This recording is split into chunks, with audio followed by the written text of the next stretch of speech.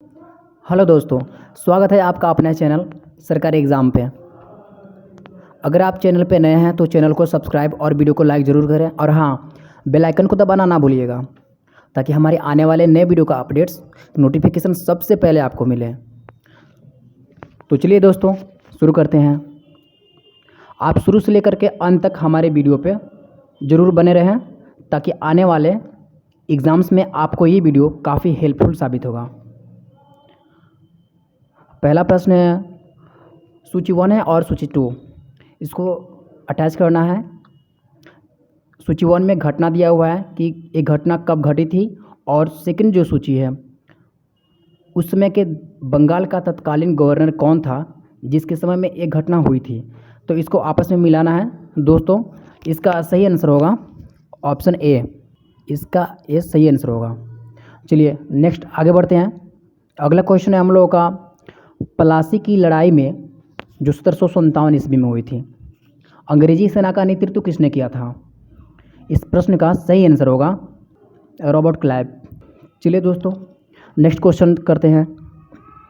हम लोग का अगला प्रश्न है, प्लासी की लड़ाई जो 1757 ईस्वी में अंग्रेजी सेना का नेतृत्व किसने किया था। तो इस प्रश्न का सही आंसर होगा ऑप्शन ए, यानी कि रॉबर्ट क्लाइव ने। 1757 में जो प्लासी की लड़ाई हुई थी उसका नेतृत्व रॉबर्ट क्लाइव ने किया था। चलिए आगे बढ़ते हैं। थर्ड क्वेश्चन है, बक्सर के युद्ध जो कि 1764 ईस्वी में अंग्रेजी सेना का नेतृत्व करने वाला कौन था। तो गाइज इसका सही आंसर होगा ऑप्शन सी, यानी कि हेक्टर मुनरो। जो 1764 में बक्सर का युद्ध हुआ था उसका नेतृत्व हेक्टर मुनरो ने ही किया था। बिल्कुल सही जवाब, यानी कि ऑप्शन सी इसका राइट आंसर है। चलिए आगे बढ़ते हैं दोस्तों। नेक्स्ट क्वेश्चन, बंगाल का द्वैत शासन कब से कब तक चला था। ऑप्शन ए 1757 से लेकर के 1767 ईस्वी तक, और ऑप्शन बी है 1764 से लेकर 1793, ऑप्शन सी 1765 से 1772, और ऑप्शन डी 1760 से 1793। बिल्कुल इनका सही आंसर होगा ऑप्शन सी, यानी कि 1765 से लेकर के और 1772 तक द्वैत शासन चला था। बिल्कुल सही जवाब। चलिए दोस्तों आगे बढ़ते हैं। अगला क्वेश्चन, वर्ष 1798 ईस्वी में लॉर्ड वेलेस्ली द्वारा प्रस्तावित सहायक संधि को स्वीकार करने वाला सबसे पहला भारतीय शासक कौन था। ऑप्शन ए अवध का नवाब, ऑप्शन बी है हैदराबाद का निज़ाम, ऑप्शन सी कर्नाटक का नवाब, और ऑप्शन डी मैसूर का राजा। तो दोस्तों इस प्रश्न का सही आंसर होगा ऑप्शन बी, यानी कि लॉर्ड वेलेस्ली का सहायक संधि को स्वीकार करने वाला पहला शासक वो हैदराबाद का निज़ाम था। चलिए दोस्तों आगे बढ़ते हैं। भारत का प्रथम गवर्नर जनरल व वायसराय कौन था। तो भारत का प्रथम गवर्नर जनरल व viceroy option B right answer होगा लॉर्ड कैनिंग। चलिए दोस्तों आगे बढ़ते हैं। तीसरे आंग्ल मैसूर युद्ध को रोकने के लिए टीपू सुल्तान ने अंग्रेजों के साथ कौन सी संधि की थी। ऑप्शन ए मंगलौर की संधि, ऑप्शन बी श्रीरंगपट्टनम की संधि, ऑप्शन सी मैसूर की संधि, और ऑप्शन डी बिदनूर की संधि। तो दोस्तों प्रश्न 7 का सही आंसर होगा ऑप्शन बी श्रीरंगपट्टनम की संधि। टीपू सुल्तान ने अंग्रेजों के साथ तीसरे आंग्ल मैसूर में श्रीरंगपट्टनम की संधि की थी। ऑप्शन बी राइट आंसर होगा इसका। चलिए आगे बढ़ते हैं। नेक्स्ट क्वेश्चन, राज्य 6 जिसको हड़प नीति या जब्ती सिद्धांत के नाम से भी जाना जाता है, एक किसके द्वारा लागू की गई थी। Option A Warren Hastings, option B Canning, और option C William Bentinck, option D Dalhousie. तो इस प्रश्न का सही आंसर होगा ऑप्शन डी, डलहौजी के कार्यकाल में ये लागू हुई थी। बिल्कुल सही जवाब। चलिए दोस्तों नेक्स्ट अगला क्वेश्चन देखते हैं। अगला क्वेश्चन है, किस सिख गुरु ने फारसी में जफरनामा लिखा था। तो option A Guru Hari Rai, option B Guru Harkishan, option C गुरु गोविंद सिंह, और ऑप्शन डी गुरु तेग बहादुर। इस प्रश्न का सही आंसर होगा ऑप्शन सी, गुरु गोविंद सिंह ने जफरनामा लिखा था।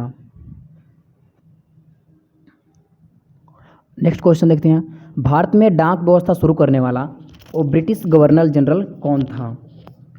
Option A Lord Dalhousie, option B है Lord Wellesley, option C Auckland और ऑप्शन डी है लॉर्ड विलियम बेंटिक। तो इस प्रश्न का राइट आंसर होगा option A William Lord Dalhousie. इसी के समय में डाक व्यवस्था शुरू हुई थी। बिल्कुल सही आंसर है इसका लॉर्ड डलहौजी। चलिए नेक्स्ट क्वेश्चन देखते हैं, सिखों के सैन्य संप्रदाय खालसा पंथ का प्रवर्तन किसने किया था? क्वेश्चन 12 का राइट आंसर ऑप्शन सी होगा, यानी कि गोविंद सिंह ने किया था। इसका राइट आंसर होगा ऑप्शन सी।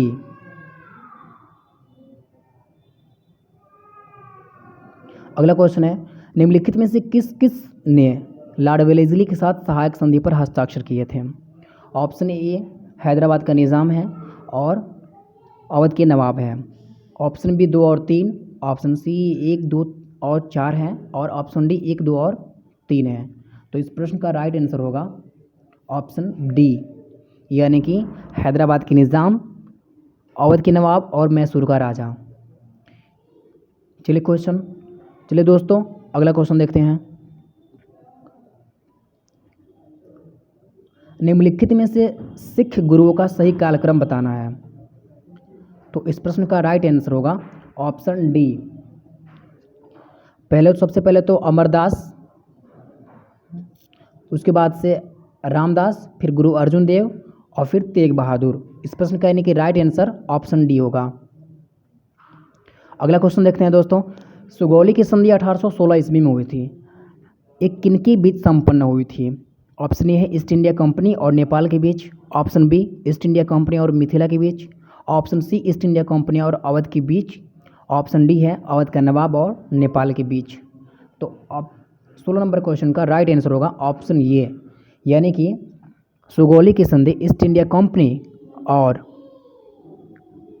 नेपाल के साथ हुआ था, यानी कि ऑप्शन ए राइट आंसर होगा। अगला प्रश्न देखते हैं, टीपू सुल्तान की मृत्यु 1799 ईस्वी में कहाँ हुई थी? ऑप्शन ए मैसूर में। बहुत हल्का क्वेश्चन है दोस्तों, इसका जवाब आप लोग जरूर दीजिएगा कमेंट बॉक्स में, हमें इंतजार रहेगा। चलिए दोस्तों अगला क्वेश्चन देखते हैं, हड़प नीति के अंतर्गत कौन से भारतीय राज्य कब्जे में किए गए थे?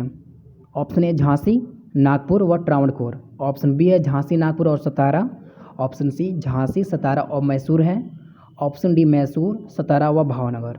तो इस प्रश्न का राइट आंसर होगा ऑप्शन बी झांसी, नागपुर और सतारा।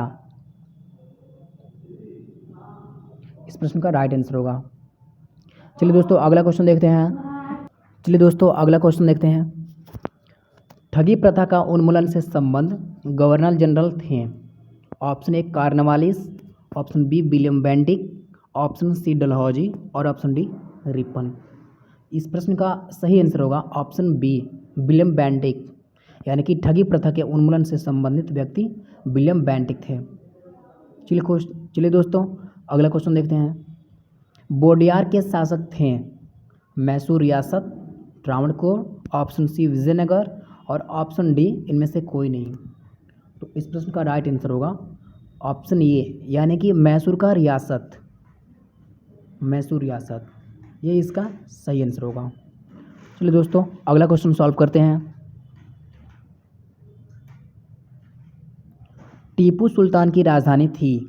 बहुत आसान सा प्रश्न है दोस्तों, इसका आंसर ऑप्शन ए हो जाएगा श्रीरंगपट्टनम। अगला क्वेश्चन देखते हैं, क्लाइव को बंगाल का गवर्नर बनाया गया था कब? ऑप्शन ए 1756 में, ऑप्शन बी 1757 में, ऑप्शन बी 1758 और ऑप्शन डी 1759 ईस्वी में। तो इस प्रश्न का राइट आंसर होगा ऑप्शन बी, यानी कि 1757 में रॉबर्ट क्लाइव को बंगाल का गवर्नर 1757 में नियुक्त किया गया था। चलिए दोस्तों अगला क्वेश्चन देखते हैं, भारत का प्रथम गवर्नर जनरल था? Option A Warren Hastings, option B Cornwallis, option B William Bentinck और ऑप्शन डी लॉर्ड कैनिंग है। तो इस प्रश्न का सही आंसर हो जाएगा विलियम बेंटिक, बिल्कुल सही जवाब। चलिए दोस्तों अगला क्वेश्चन देखते हैं। द्वैध शासन नीति को किसने समाप्त किया? चलिए दोस्तों अगला क्वेश्चन देखते हैं। द्वैध शासन नीति को किसने समाप्त किया? Option A Lord Mountbatten, option B Lord Curzon, option C Warren Hastings और ऑप्शन डी लॉर्ड रिपन।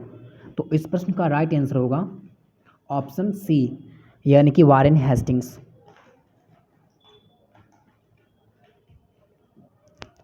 अगला क्वेश्चन देखते हैं दोस्तों। अंग्रेजों का सर्वाधिक विरोध किसने किया था? ऑप्शन ए राजपूतों ने, ऑप्शन बी मुगलों ने, ऑप्शन सी सिखों ने, ऑप्शन डी मराठों ने। चलिए दोस्तों अगला क्वेश्चन देखते हैं।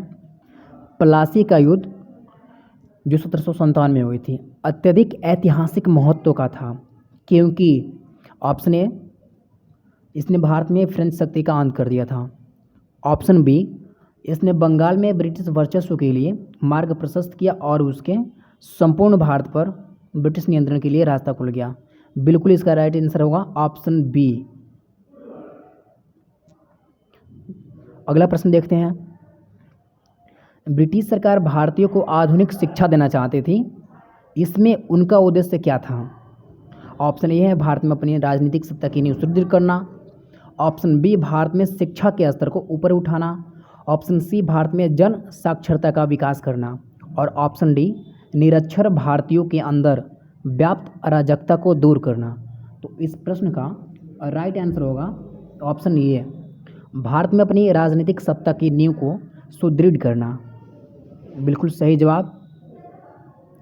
चलिए दोस्तों अगला क्वेश्चन देखते हैं। प्रशासनिक व्यवस्था कुशासन के आधार पर डलहौजी ने किस राज्य को ब्रिटिश साम्राज्य में मिला लिया था? तो इस प्रश्न का राइट आंसर होगा ऑप्शन ए अवध को। तो इस प्रश्न का राइट आंसर होगा अवध। अगला क्वेश्चन। आदि ग्रंथ किसने संकलित किया था? ऑप्शन ए गुरु नानक ने, ऑप्शन बी गुरु रामदास ने, ऑप्शन सी गुरु अर्जुन ने और ऑप्शन डी गुरु गोविंद सिंह ने। तो इस प्रश्न का राइट आंसर होगा ऑप्शन सी गुरु अर्जुन देव ने। इन्होंने आदि ग्रंथ का संकलन किया था। अगला क्वेश्चन की तरफ बढ़ते हुए। भारत में आधुनिक शिक्षा प्रणाली की नींव किससे पड़ी थी?